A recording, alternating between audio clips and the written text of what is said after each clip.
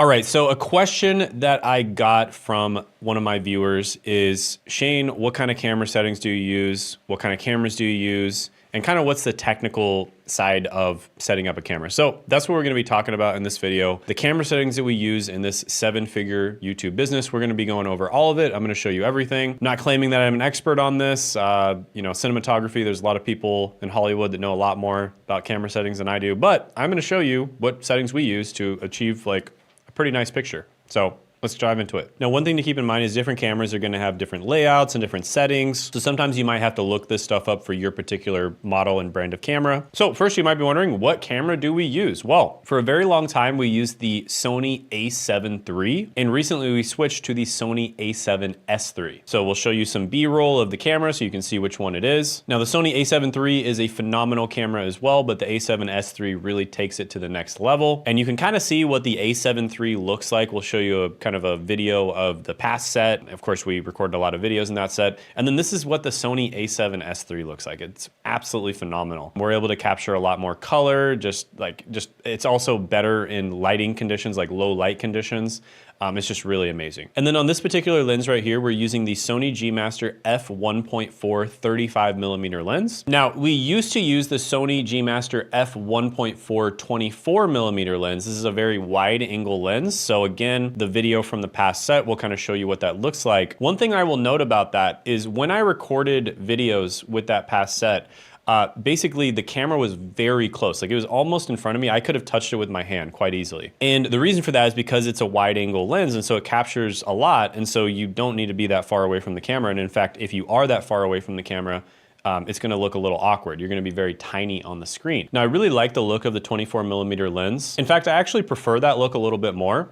But the big problem and the reason why we switched to the 35mm lens is, one, it looks a little bit more like what the human eye would actually look like. So if people were actually seeing me in real life, this is more what I would look like. And then the second reason is, and this is really the biggest reason, is because we actually have a second screen / a teleprompter right in front of the camera. So right now at this very moment, I have a teleprompter, which is also a second screen that's right in front of the camera. And because it's a 35mm lens, it's actually quite far away from me. So I can hold my hand out all the way and even reach, and I'm not even getting close to the lens. And because of that, I'm able to read the teleprompter if I want to, which, sometimes I read word for word, but usually it's just bullet points, but I'm able to read it without my eyes tracking. Whereas with the 24mm, I was very close to the camera, and so when I would read things, it would show my eyes tracking, which is not good, right? So that's why we switched to the 35mm. And additionally, we use the Elgato Cam Link to connect the camera to the computer. And this allows us to record directly into the computer, even if we're recording 4K, which is amazing because chances are, if you're a YouTuber, this has happened to you before, you record a video, it goes on an SD card, and then you find out later on that there was a problem with the lighting or the audio or the focus or the background. There's a problem with something and you weren't able to see it because of the fact that it wasn't recorded directly on your computer. But right now I'm able to see this second screen right here, and I'm able to see exactly what I look like, and I can even do a test recording to make sure the audio is good, etc. So I highly, highly recommend just recording directly into your computer. Even if you're not using a fancy camera setup, you can do this even with just an iPhone, right? So iPhone has capabilities to do this. You can just record directly into your computer. And I can't state how important this is. Like, this is gonna make it way easier for you to make content and not be, having an anxiety attack worrying that it's not recording correct, because that's what I used to, be like all the time. I used to be worrying while I was recording the content, like, oh man, I hope there's no latency problem. I hope there's no audio problem. I hope there's no, this or that. You don't want to have to worry about that. You just want to be certain that when you record things, it's going directly into your computer and you don't have to worry about it. Also, it saves you time because you don't have to take out the SD card and transfer it, which is nice too. Okay, so let's talk about the actual settings. On the very top of the camera, you're gonna see a dial. And on that dial, we have it set to movie mode. So it's basically a little sort of animation of a film. That's what we have it set to. There's a lot of other ways of doing it, but we found that that gets the best results. Now, I absolutely love Sony cameras because these things, the best way I could describe these is they're kind of like the Toyota of the camera world. They're just incredibly reliable. I pretty much never have issues with Sony cameras. I used some other camera types before, Panasonic, etc., and I had a lot of issues with them. Sony cameras basically never overheat, right? So, if you're the type of person who takes wedding photography or wedding videography, that can be a big issue. And the person who recommended Sony camera to me at first was a wedding videographer. So it's no surprise that, you know, he told me to do that because they pretty much don't overheat. And there's been times when I've recorded for like 12 hours straight, right? I record all day long and I never turn the camera off. There's even been times where I've leave it on overnight by accident, and I've never had any issues with the Sony camera. So that's why I love Sony cameras. Also, the color profile is great on Sony cameras too. And they're just relatively easy to use. You know, some of the other cameras, to me anyways, as someone who is kind of a beginner, were just more difficult to use. Now we're gonna go to the menu settings and we're gonna talk about the camera resolution. You can choose between 1080p and 4K. What we personally do is we record in 4K, but then we encode in 1080p. And this is better, you're gonna get a better picture or video by doing this, right? You're recording in 4K, but you're encoding in 1080p. And that's gonna be better than if you were recording in 1080p and then encoding in 1080p. Now, the reason why we encode in 1080p is simply because the file sizes are absolutely massive if you encode and store them in 4K. And that's just something we don't want the video editors to have to worry about. We found that it doesn't really matter all that much as well. Then additionally, after you're done editing the video, you can render it in 4K anyways, and then upload to YouTube in 4K, right? And it's pretty much the same. There's not that much of a difference. I mean, 4K is a little bit nicer, but with all the extra trouble you have to go through in order to record in 4K with the massive file sizes, then you have to have a super strong computer in order to render it in 4K. It's just not worth it. All right, so next in the menu, we're gonna talk about the frame rate. And what we highly recommend you do is either 24 frames per second or 30 frames per second. Now, the human eye sees in 24 frames per second. Most motion picture movies are also in 24 frames per second, generally speaking. There are some exceptions. For instance, if you're watching a war movie, it might be in 60 or even 120 frames per second because they want to kind of capture that feeling of things being crazy and things happening really fast. And when you see the movies in those higher frame rates, it just makes you feel a little bit uneasy. But with that being said, you probably don't want your audience to feel uneasy, right? You want them to feel comfortable. And so it's best to record in either 24 frames per second or 30 frames per second. 30 is pretty close to 24 and it's good enough. Some cameras only have that as an option. Also, if you see 29.57, it's the same thing, it's 30 frames per second. So when it comes to your shutter speed, you basically just want to multiply your frame rate by 2 approximately. So if your frame rate is 24, you'd want to have a 50 shutter speed.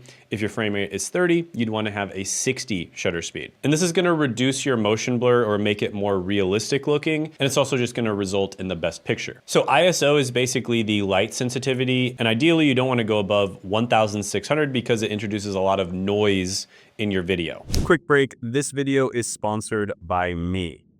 Most of you don't know that I actually have my own coaching program on personal branding and then growing and making money on YouTube. And this is good for complete beginners, maybe even people who just want to get a job by growing their personal brand, all the way up to people who are very advanced on YouTube. And they get to work directly with myself and my team to help them reach their goals. Now, we are opening up 3 to 5 spots, and this is pretty rare. We usually don't have these open. We usually only limit them to select people. But we're opening up 3 to 5 spots, and you can check those out down in the description and the pinned comment below. And in this program, you'll get to work directly with myself and other people who are highly successful on YouTube. Just as an example, Sean was able to go all the way from being stuck, not making very much money on his channel, to making over $500,000 a month. Now, that's an example of one of my more advanced students, but there's lots of examples of people who started off from scratch and they got to 5K a month, 10K a month, etc. So check that out down in the description and the pinned comment below.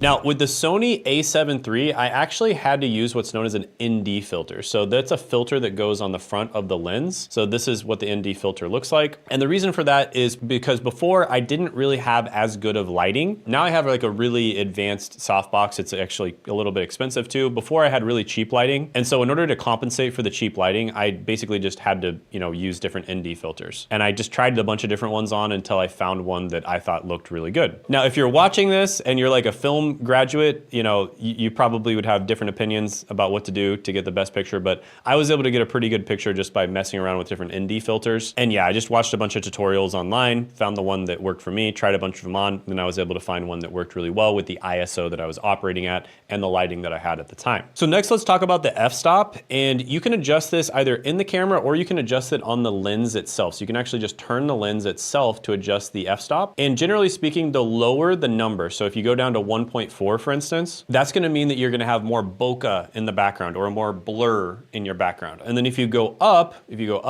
you know, maybe to like 5 or 8 even, you're pretty much gonna have little to no blur in your background. So you'll be in focus and the background will also be in focus. So this is something that you would want to adjust a little bit. For instance, if you have multiple people, sometimes you can basically have it track multiple faces and then you wouldn't have to adjust it. But a lot of the time you might wanna mess around with the f-stop and then it's gonna show your background, but it'll also show both of your faces at the same time too. And then generally speaking, the lower the number, the image is going to get brighter. And then the higher the number, the image is gonna get darker as well. And then again, that's why before when I had a pretty primitive lighting setup, I like to use ND filters a lot because I wasn't able to adjust the lighting. It was pretty much just one choice. And so I would adjust using ND filters. Now, next let's talk about the white balance a little bit. There's several different ways that you can get the correct white balance. So if your light is white, you wanna set it to 5600. So if what you're using to light yourself is white, you'd wanna set it to 5600. And if your light is yellow, you'd probably wanna set it to like around 3200 or so. Now, additionally, there's other ways to manually do the white balance. What a lot of people recommend is get like a white piece of paper or maybe something like this. This is for my aircon, but it's quite white.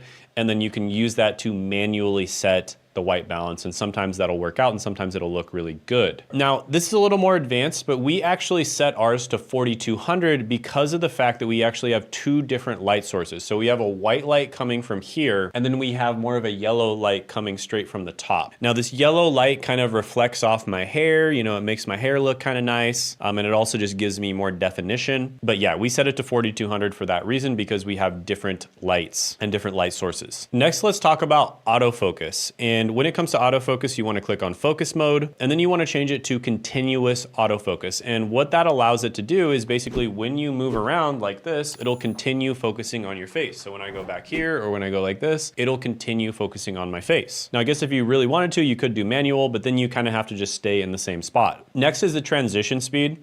We like to set ours to slow because the camera keeps going in and out of focus. All right, so next is HDMI.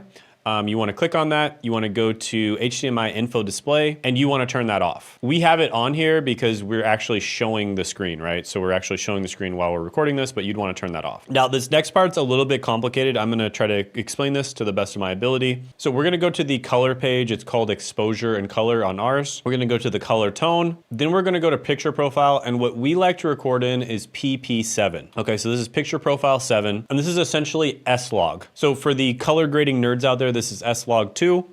This allows us to color grade it in post. However, we have a LUT installed in OBS. Now this is pretty advanced. You don't need to do this. Also, you can just record in S-Log2 or picture profile 7 and then color grade in post, or you can just do it straight from the camera. For instance, if you have a news channel, you don't have time to color grade things, you can definitely do it straight from the channel. And if you wanted to do that, you would basically just turn off the picture profile, and then you'd go to creative look, and then you'd choose between either standard or neutral. Now, if you do this, you're probably gonna have to adjust some other things to make the picture look right. So for instance, you could adjust the ISO, and this is gonna darken the image a little bit. You could also adjust the white balance since it's looking a little bit too orange. And you could also mess around with the f-stop, but we're just gonna keep it at 2 for now. And as you can see, it does look pretty good straight out of the camera. But keep in mind, this is automatically color grading it in OBS, so it's gonna look different on your side. And by the way, we have another video on the OBS settings. We show all the different OBS settings in that video, so you can check that out if you'd like. So now I'm gonna go ahead and change it back to normal. Now, one quick disclaimer here is a lot of the different cameras are gonna have different HDMI settings. And so sometimes you might need to mess around with these HDMI settings in order to get it to stream directly into your computer and actually show the picture and not like the camera menu itself. Now,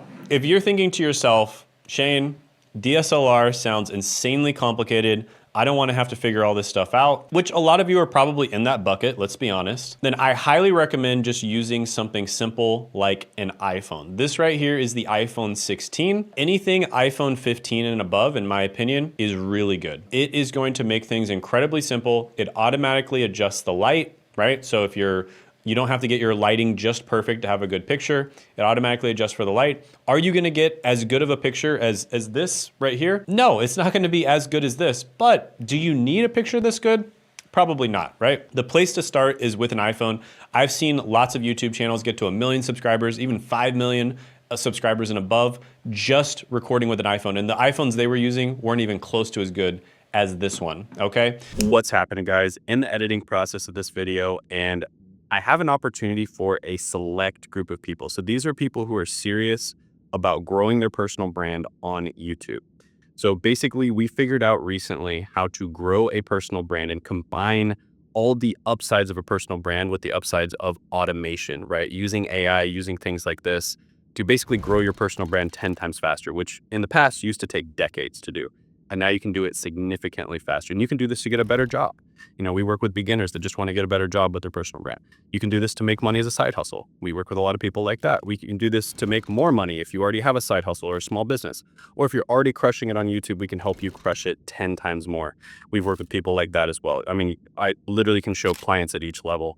People that we've gotten from 0 to over 10K, 0 to like over 30K, from like 1K per month all the way up to 185K per month, from around 30K per month all the way up to over 500K per month. So literally at every single level, and it works for everyone in every situation. With that being said, we are only working with 3 to 5 people, and they have to be people who are very serious, right? People who are dedicated to making this work. So if you think you're that type of person, go ahead and apply it down in the description and the pinned comment below, and you could be part of our group of 3 to 5 that we help. So see you there. Have a good one. So next we're gonna go into the iPhone, and I'm gonna show you the iPhone settings that you should use in order to record really good YouTube videos. Okay, so now I'm gonna go ahead and start screen recording on the iPhone, and I'm gonna take away the camera. All right, so now we are inside of the iPhone settings, and then you wanna go down to camera, which is in the middle of the screen right now. You wanna click on it. And the first thing you want to click is record video. And we recommend 4K at 30 FPS.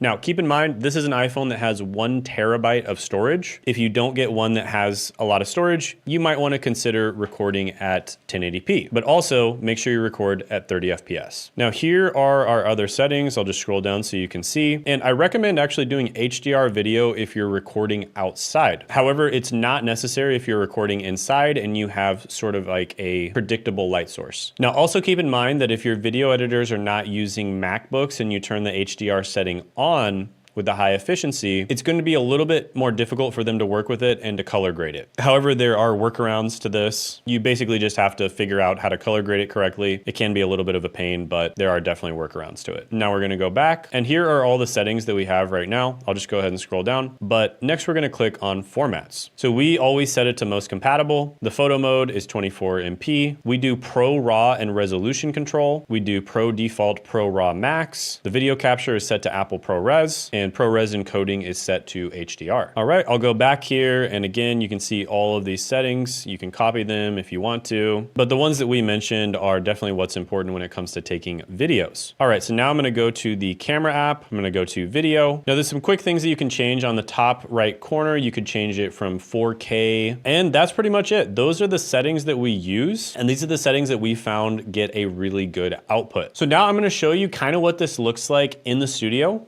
I'm just gonna basically just hand the camera to Jas here, and he's gonna record me in the studio. You can kind of just put it maybe like right next to the camera or put it right where the camera would be. We'll put it in front of the camera just so you can kind of see what it would look like just like that. And yeah, you can see it looks pretty good. And keep in mind, this is non-HDR settings.